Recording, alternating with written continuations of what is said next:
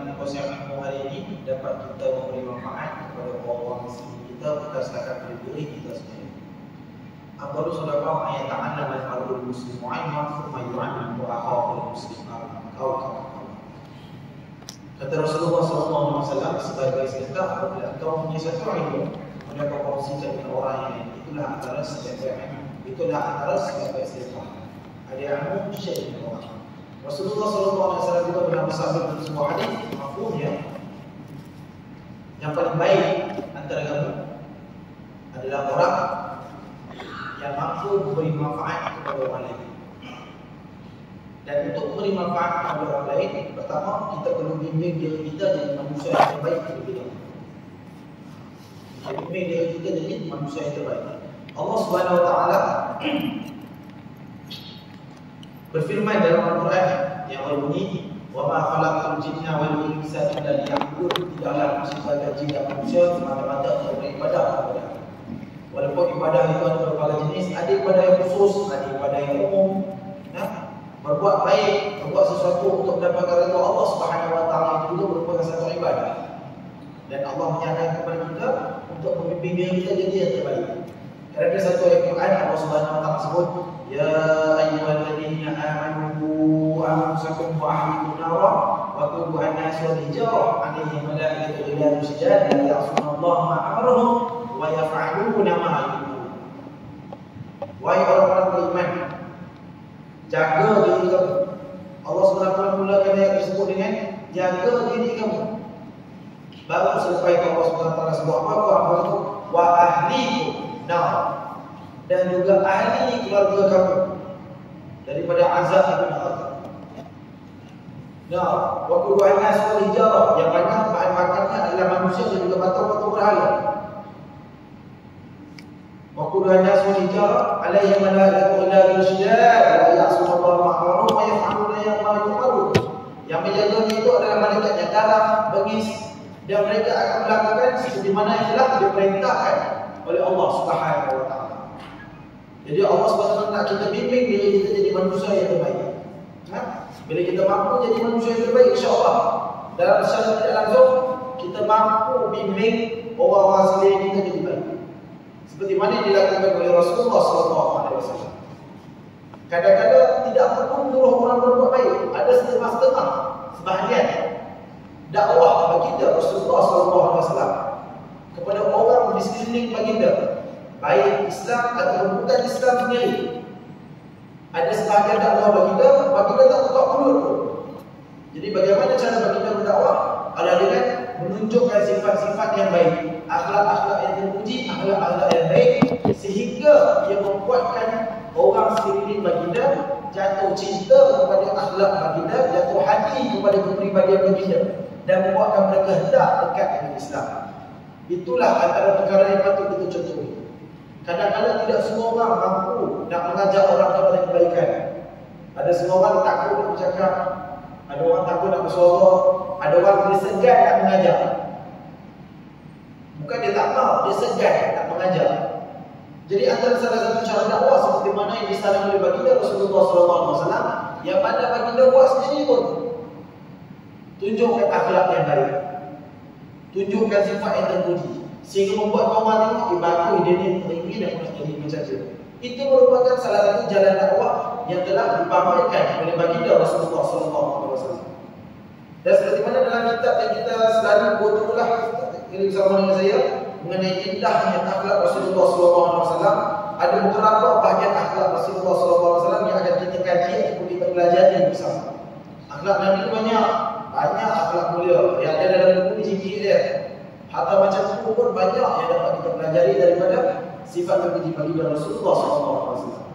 Dan pada kali terakhir kita masih lagi berada dalam lagu bagaimana nak berbuat baik, bercakap tentang perkara yang baik, qaulul hasan, cakap benda baik, memuliakan tetamu dan juga menghormati jiran tetangga.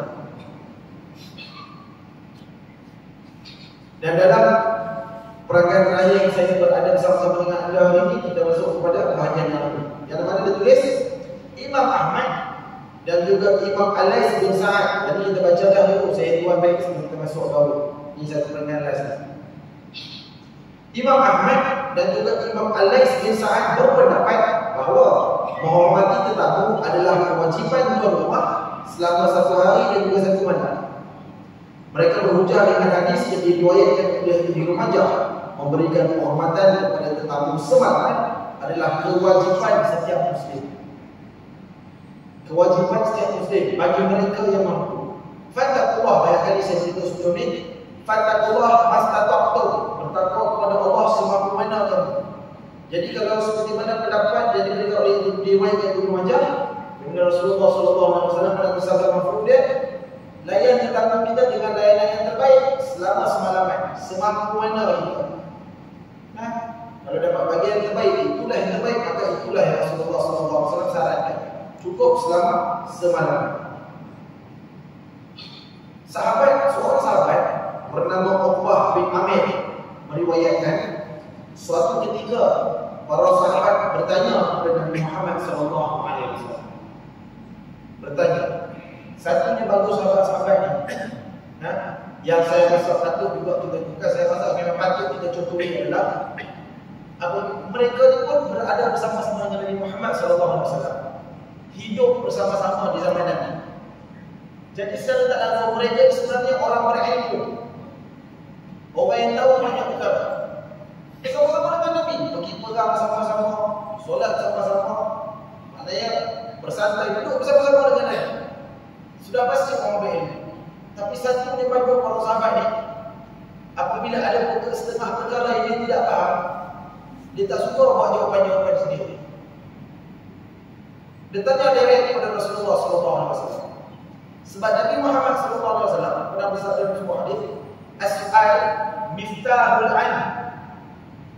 Bertanya soalan itu merupakan kunci ilmu. Walaupun kadang-kadang kita rasa benda itu remeh-remeh saja, remeh. Tapi juga kalau tak tahu Nabi Muhammad sebut apa, as-su'al miftahul ilm. Bertanya soalan itu merupakan kunci ilmu. Jadi sahabat-sahabat dia pernah bertanya kepada Nabi Muhammad SAW.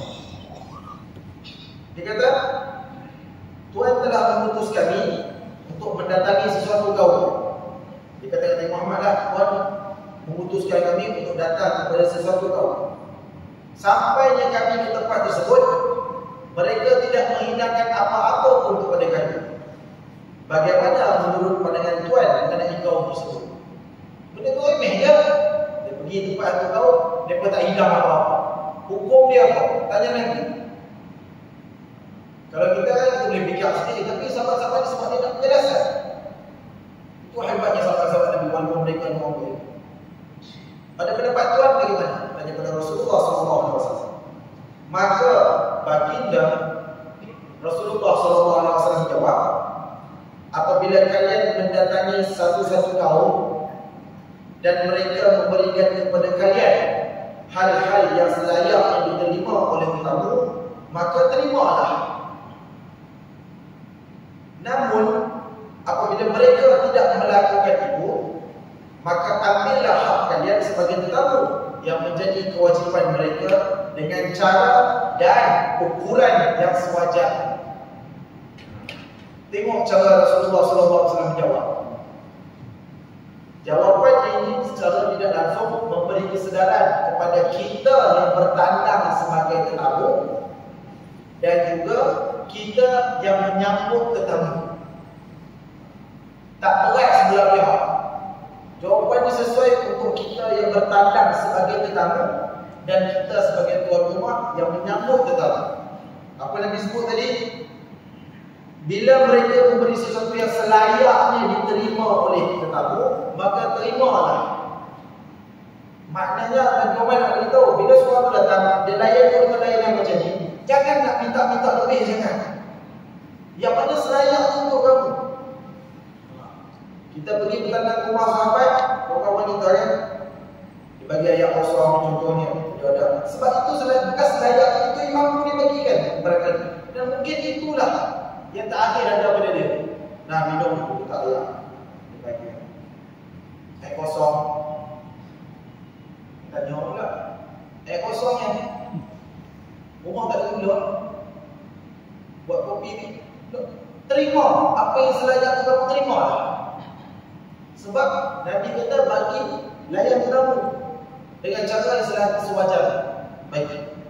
Namun Apabila mereka tidak melakukan perkara tersebut, yang katanya kita yang berdatang sebagai tamu, jadi tu yang tetamu, yang tuan rumah ni bagi tu, kalau dia tak bagi, kita sebagai tamu boleh pula ambillah hak kalian sebagai tetamu yang menjadi kewajipan mereka dengan cara dan ukuran yang sewajarnya. Kalau dah sampai 23 jam, contoh ayam tak bagi lagi, contoh, memang kita tegak lelaki sangat. Tanya dengan cara yang sewajarnya. Tanya, Syekh, ada ni tak ayat kosong ni? Kita tegak kan? Jangan minta lebih-lebih. Ada ayat kosong ni tak? Oh, boleh. Ustaz. Ni tanya pula, aku dah 23 jam, tak ada mi ke? Tak ada goreng-goreng apa-apa kat belakang. Jangan dia. Yang sewajarnya, ukuran yang sewajar. Nabi sangat-sangat nak kita menjaga adab-adab seperti ini. Sebab apa? Mulut manusia ni sentiasa berbisik. Ini kan bersatu dengan qaulul hasan ni, perkataan-perkataan yang baik. Ada setengah orang dia banding-bandingkan pula. Banding-bandingkan macam mana? Dia datang rumah kau bagi yang ni, dia bagi aku yang ni. Dia datang rumah kau nanti, aku nak bagi yang ni. Pun ada juga jadi macam tu. Jadi sebagai seorang Islam, adab sebagai seorang manusia, sebagai seorang Muslim, selalu saya pesan. Sebenarnya nasihat ni untuk diri saya sendiri juga. Saya sebenarnya nasihat bagi tahu pesanan kepada orang dan juga nasihat untuk diri saya sendiri. Biar orang layan kita kurang hidup, kita bagi layanan yang paling hidup ke orang. Walaupun layanan pada orang kepada kita mungkin kurang baik, tapi kita bagilah layanan yang terbaik. Mungkin dia tak mampu bagi kita layanan yang baik, tapi daripada asbab kita layan orang yang layan kita tak baik tu, kita layan dia dengan layanan yang baik, Allah Subhanahu Wa Taala akan datangkan orang yang layan kita lebih baik 10 kali lebih baik daripada layanan terbaik kita bagi kepada orang tersebut. Jangan main balas-balas. Yang ni layan bagi ni, ni bagi air kosong, dia tahu orang kita tu, kita bagi air kosong. Faham? Ayam belakang ada baju dia tak payah. Sebab kita pergi rumah dia hari tu pun dia tak jamin rumah, bagi air kosong motor dia. Dia bagi yang terbaik. Kalau mampu, mungkin asbab daripada perkara tersebut, kita dapat layanan lagi baik daripada orang lain. Nah, benda ni pun bergantung kepada diri seseorang atau individu. Setengah orang dia akan lalui perkara yang sama. Saya pun pernah lalui perkara yang sama. Tuan-tuan pun mungkin pernah lalui perkara yang sama. Jadi tentulah kita nak jaga iman kita supaya kawal diri kita, supaya kita mampu ikut apa yang disarankan oleh baginda Rasulullah SAW. Walaupun dalam Al-Quran ada menyebut, dalam Al-Quran ada sebut, apabila seorang melakukan satu perkara terhadap kau, maka balaslah seperti mana yang orang itu lakukan terhadap kau. Dalam Al-Quran ada sebut. Namun tetapi dalam Al-Quran ayat tersebut dia sambung, dia stop, dia tak disambung lagi kata. Namun lebih baik jika engkau bersabar. Kita ada hak untuk balas seperti mana yang orang tu buat tadi. Tapi dalam ayat Quran yang sama, Allah SWT sebut apa? Tetapi lebih baik jika engkau bersabar. Hak tu tetap ada, tapi sabar tu lebih baik. Kan? Sebahagian ulama bercakap pendapat bahawa kalimat fal-yukrim dhaifah dalam hadis di atas adalah perintah agama yang mengandungi erti wajib. Ada setengah ulama, para orang cerdik pandai, mereka berselisih pendapat tentang perkataan fal-yukrim dhaifah dalam hadis yang mengandungi erti wajib waktu layan kepada tetamu yang bertandang. Bagi kelompok ini ada masalah lain yang perlu dijawab, iaitu apabila hukum memuliakan tetamu adalah wajib, namun tuan rumah tidak melakukannya, boleh ke tetamu mengambil sendiri haknya daripada tuan rumah atau melaporkannya kepada hakim? Jadi itu adalah isu lain yang mana ada khilaf, ada perbezaan pendapat kata bukan wajib, yang itu lebih kepada turun yang mana Nabi sebut ambil hak. Mereka cek, mereka periksa apa hak yang selayaknya diambil ini. Boleh ambil sendiri juga atau boleh laporkan kepada hakim. Ada dua jawapan yang diriwayatkan. Ada dua jawapan yang diriwayatkan. Daripada Imam Ahmad, yang pertama, boleh mengambil sendiri, harus ambil sendiri. Tapi seperti mana yang Nabi sebut, yang saya beritahu tadi ya, dalam keadaan yang sewajarnya. Yang kedua, harus melaporkannya kepada hakim terlebih dahulu. Harus melaporkannya kepada hakim terlebih dahulu. Yang kata melaporkan hakim tak kenal, dia tak bagi kita, kita nak biar. Oh, yang masalah ni bukan macam itu. Nah, ada sesetengah perkara yang mana Islam tak sarankan kita ganti semula. Ada sesetengah perkara. Contohnya barang perhiasan yang diperbuat daripada emas. Nabi Muhammad SAW pernah dibuat dalam sebuah hadis mafhumnya, seandainya rumah dia ada perhiasan berbentuk emas, kita tidak sengaja rosakkan, tak wajib yang itu. Sebab ianya perhiasan. Seandainya ianya keperluan, maka wajib yang itu. Contohnya zaman Nabi itu ada setengah sahabat, ada seorang sahabat yang mana hidung dia ni waktu perang kena dengan pedang. Jadi hidung dia betul. Nabi kata buatlah hidung bangun menggunakan besi. Dia buat hidung bangun dengan besi, dia nampak setiap kali letak jadi menanah, jadi teruk hidung dia. Jadi Nabi kata apa? Gunakanlah emas. Bila guna emas dia letak hidung dia. Maka itu jadi keperluan bagi dia. Itu tak tahu. Tapi ada yang perhiasan. Contoh pinggan mangkuk. Kita tak tahu sebab mereka orang Malaysia ni gaya-gaya pinggan mangkuk pada emas. Kalau ada contoh. Nah, kita tak tahu ada orang gaya daripada emas. Kita pergi sebagai seorang ulama, terlepas pinggan, pelopong jatuh. Tapi emas tak tahu boleh pecah tak. Tapi contohlah rosak, maka tak wajib ganti. Kalau ikut hukum Islam tak wajib ganti. Sebab benda tersebut masuk dalam bentuk perhiasan. Nah, sebahagian besar ulama berpendapat bahawa memuliakan tetamu adalah akhlak mulia. Ada sebahagian besar ulama yang berpendapat yang lain, memuliakan tetamu adalah akhlak mulia, yang mana hukumnya wajib, namun minta maaf, yang mana hukumnya sunat tapi tidaklah sampai ke wajib. Ada sebahagian besar ulama kata memuliakan tetamu itu sunat, tidaklah masuk ke wajib. Hal ini adalah kerana kalimat falyukrim atau dalam riwayat lain falyuhsin sama sekali tidak mengandungi erti wajib. Falyukrim ini daripada perkataan karim, karamah. Falyukrim, memuliakan. Ada setengah riwayat lain disebut falyuhsin. Yuhsin ini maknanya hasan. Hasan ini maknanya baik, layanan yang baik. Jadi dua tu, memuliakan tetamu atau melayani tetamu dengan baik itu bukanlah masuk kepada dalam wajib, namun ia merupakan sunat yang sangat dituntut. Sebab dalam hadis tersebut tak ada mengandungi sebarang perkataan wajib. Jadi melayani tetamu dengan baik dan memuliakannya memang masuk ke dalam sikap terpuji, namun tidaklah perkara tersebut diwajibkan. Itu pendapat besar sebahagian ulama. Dia kata sunat yang sangat-sangat dituntut sebab Nabi Muhammad SAW tak pernah sebut tentang perkataan wajib. Yang disebut dua, falyukrim ataupun falyuhsin, memuliakan ataupun melayan dengan layanan yang terbaik. Hal lain yang perlu disentuh di sini adalah masalah adab tuan rumah sewaktu menjamu selera dan juga tata cara bertamu ke rumah orang. Antara adab menerima tetamu adalah selalu bermuka ceria di hadapan tetamu bagi menunjukkan yang tuan rumah suka dengan kedatangan tetamunya.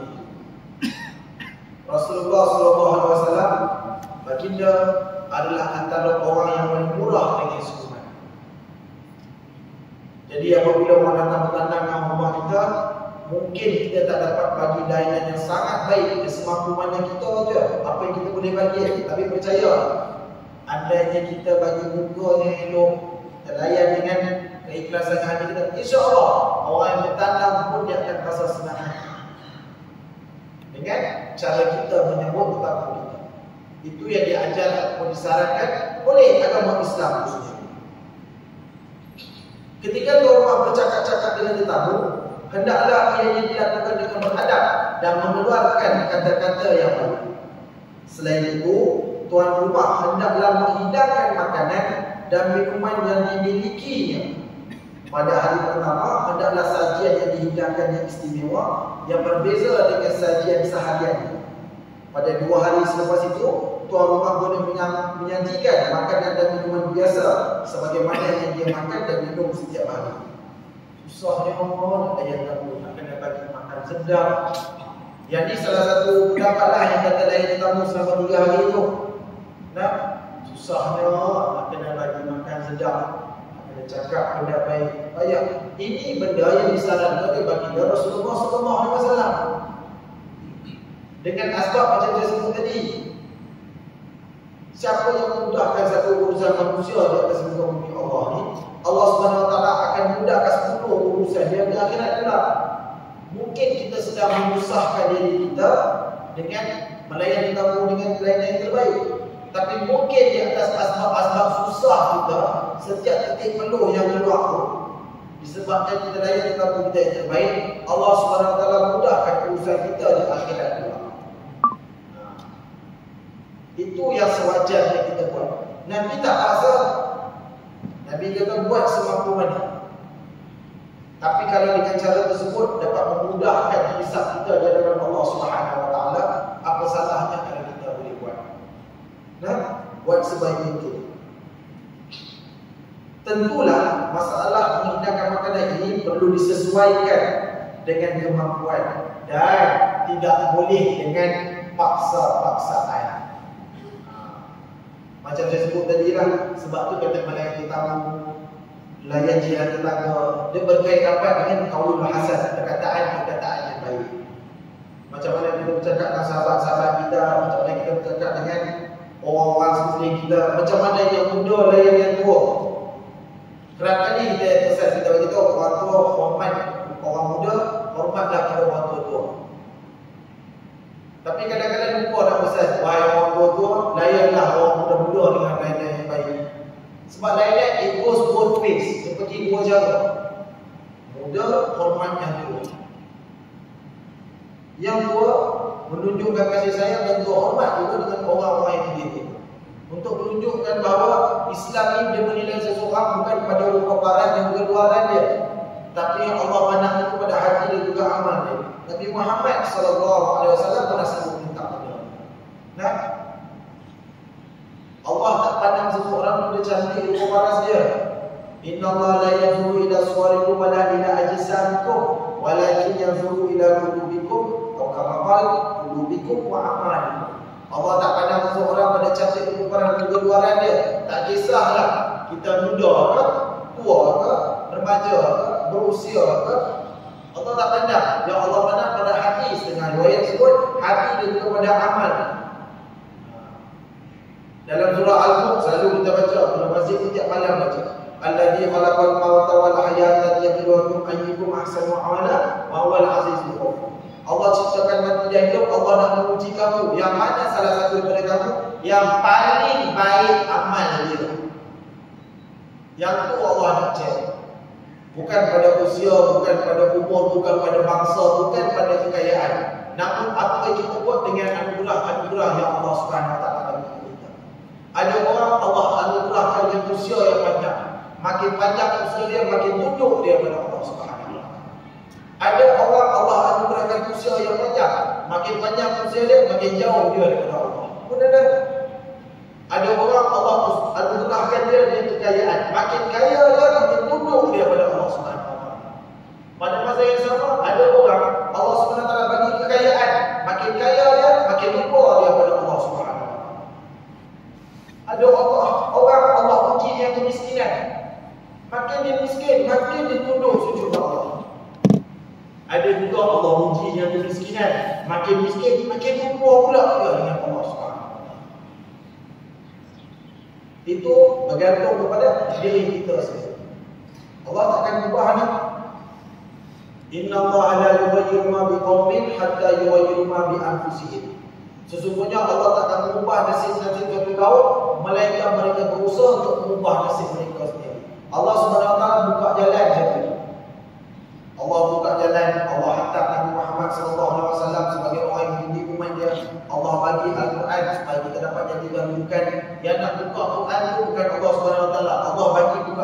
kita sendiri kena buka. Ada majlis ilmu kita sendiri yang kena angkat langkah kaki. Bermula dengan diri kita sendiri. Nah, jadi perlulah sesuai kemampuan dan juga tidak boleh dipaksa-paksa.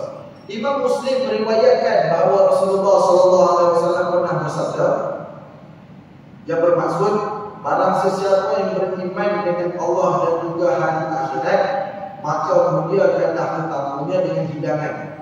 Sahabat bertanya, apakah hidangannya wahai Rasulullah? Baginda pun menjawab, jamuan istimewa yang wajib diberi oleh tuan rumah, iaitu hidangan 1 hari 1 malam, dan tempoh menjamu tetamu adalah selama 3 hari. Adapun setelah itu, apa yang diberikan oleh tuan rumah dikira sebagai sedekah. Karena dia meletak tadi tak ada perkataan tentang kewajipan yang disebut. Tiba yang ni ada pula sebut tentang kewajipan yang mana satu. Hadis Nabi, apa yang Nabi sampaikan bergantung kepada tempat dan juga masa. Tempat dan masa mengikut kesesuaian orang tersebut.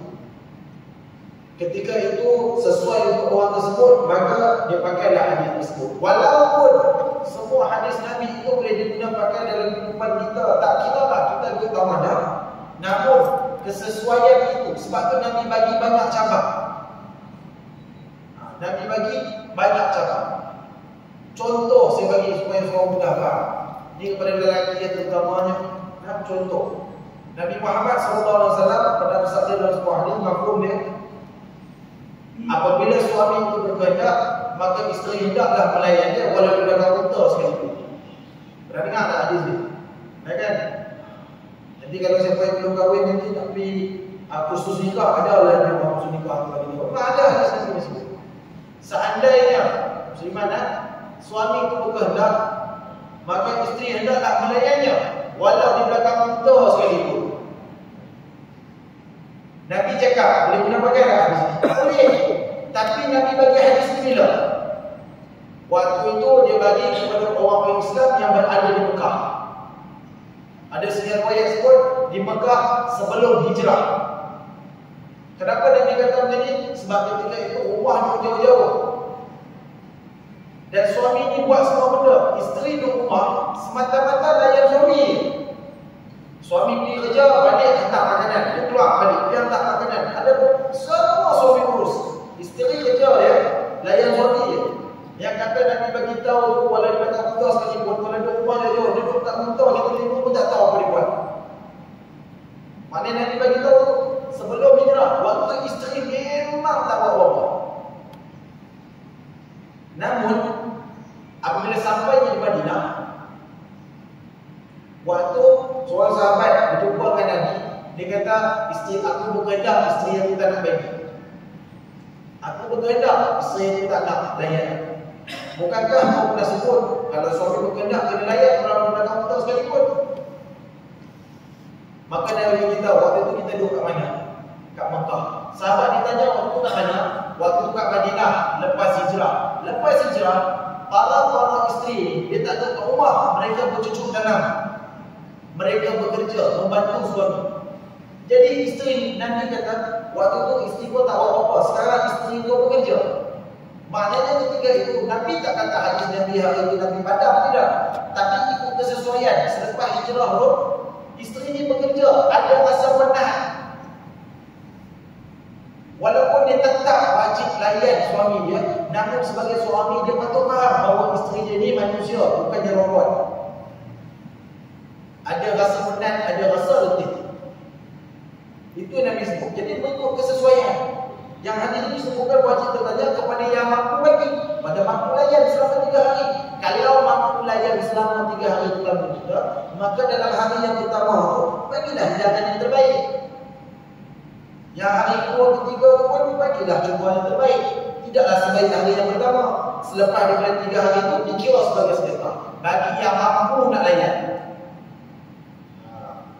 Nah, adab bagi tetamu pula antaranya tidak boleh dia mengganggu dan menyusahkan tuan rumah. Ini kita sebagai tetamu lah, tak boleh mengganggu dan juga menyusahkan tuan rumah. Seandainya bermalam sehingga 3 hari termasuk dalam kategori menyusahkan tuan rumah, malah berlagak seperti tuan yang punya rumah juga akan menyakiti hati tuan rumah. Ini timbang tanda kita sebagai pertama.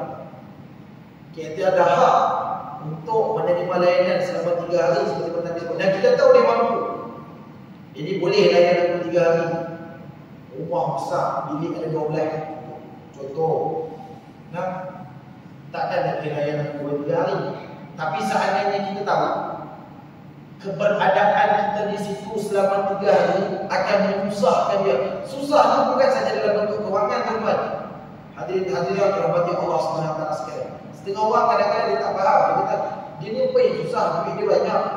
Kadang-kadang bila kita bermalam di rumah orang selama 3 hari, dia masuk dari sel sudut. Mungkin duit bukan kesusahan bagi dia. Pengurusan masa, pengurusan aurat. Bila orang yang datang, isteri dia nak kena tutup aurat setiap masa untuk Allah. Jadi susah. Mungkin sepatutnya esok tu dia ada urusan kat luar, dia kena pergi tempat lain. Tapi disebabkan tetamu kat rumah, takkan dia nak tinggal anak isteri dia dengan tetamu kat rumah. Ini nama dia memahami keadaan tuan rumah. Maka jika perkara tersebut boleh menyakiti tuan rumah, maka elakkan. Sebagaimana diriwayatkan yang disebutkan dalam ayat ini tadi. Imam Muslim meriwayatkan hadis daripada sahabat bernama Abu Syuad. Seorang Muslim tidak boleh tinggal di rumah saudaranya hingga menyebabkan saudaranya itu berbuat dosa. Saya ulang, seorang Muslim tidak boleh tinggal di rumah saudaranya hingga menyebabkan saudaranya itu berbuat dosa. Ustaz, apa kena mengenal saya pergi di rumah dia, dia buat dosa, saya pula kena? Orang tanya, apa maksud hadis ni? Tak boleh duduk rumah sahabat, contoh kita pergi rumah pakcik kita, tidak boleh duduk rumah pakcik kita tu sampai pakcik kita tu boleh buat dosa disebabkan kehadiran kita. Apa hal pula saya datang rumah dia, dia buat dosa, saya pula kena? Disebabkan kita duduk bertanam di rumah dia, dia duduk semua tak kena, menyakiti hati dia, dia cakap benda tak elok. Benda tu boleh timbulkan dosa. Kita yang jadi asbab dia. Saya nak makan ni, agak-agak pakcik yang buat ke makcik yang buat? Kita pergi rumah saudara kita, duduk bertanam 3 hari, tuan rumah tu mesti lagi lain yang baik. Nak makan apa? Dah ikutlah makan apa? Itu alhamdulillah okey. Biasa saya nak makan ni, lama tak makan ni. Bila ni agak tuan rumah lelaki ni biasa tanya aja. Yang kena buat ni kadang isteri kita. Jarang kita masak yang ada, alhamdulillah. Boleh bagi kita buat. Ada sini juga buat. Tapi kalau dia menetap di situ dalam keadaan 3 hari itu, membuatkan kita ini macam-macam dia minta. Dia pula nak buat dosa, maka kita jadi asbab dia. Islam larang Allah tersebut. Disebabkan kehadiran kita buatkan orang lain pula dia boleh dosa. Maka benda tersebut kena elakkan. Mendengar kenyataan ini, para sahabat bertanya, wahai Rasulullah SAW, bagaimana pula seseorang Muslim itu boleh menyebabkan saudaranya melakukan dosa?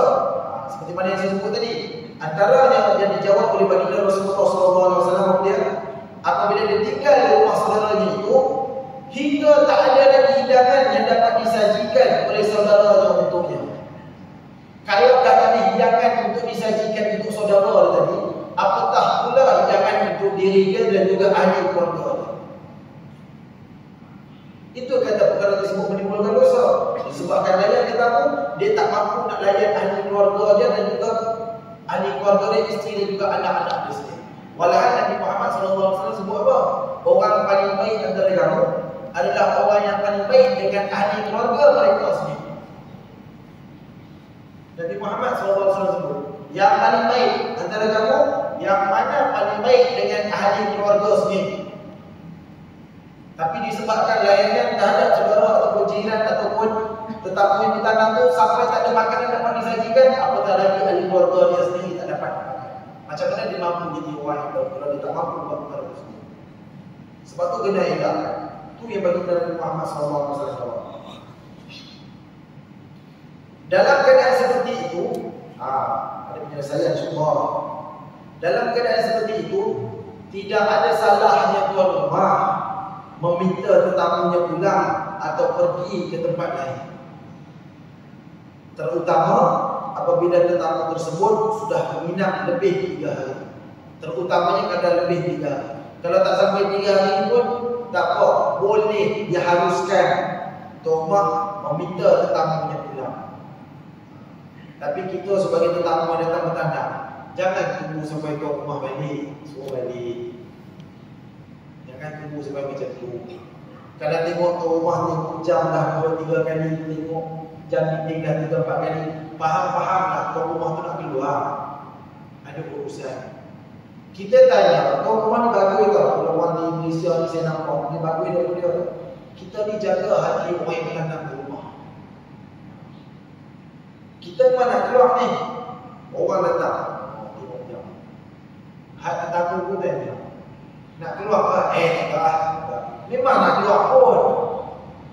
Tapi disebabkan nak layan tetamu ni, kita sebagai tamu kena ada timbang tangan kita sendiri.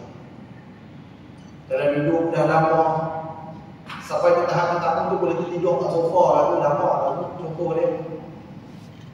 Jangan tunggu sampai tuan rumah suruh balik. Kan bila tuan rumah suruh balik, asal banyak orang beradab pula. Tapi dia haruskan, seperti mana dia ajar dalam Islam. Nah, hal tersebut diperbolehkan kerana prinsipnya tuan rumah telah memenuhi kewajipannya untuk memuliakan tetamu dengan memberikan layanan yang sebaik mungkin. Tidak diragukan lagi bahawa mengamalkan hadis akan membuahkan banyak manfaat. Hadis yang diriwayatkan oleh Abu Hurairah radhiyallahu anhu di atas juga mempunyai banyak faedah. Antaranya, dengan mengamalkan hadis tersebut dapat mengeratkan ukhuwah dan juga persatuan hati umat Islam yang semakin terikat dengan kebencian serta lenyapnya kedengkian. Ini antara perkara mengapa Rasulullah SAW menyarankan supaya kita melayan tetamu dengan layanan yang terbaik. Pasal tu pun,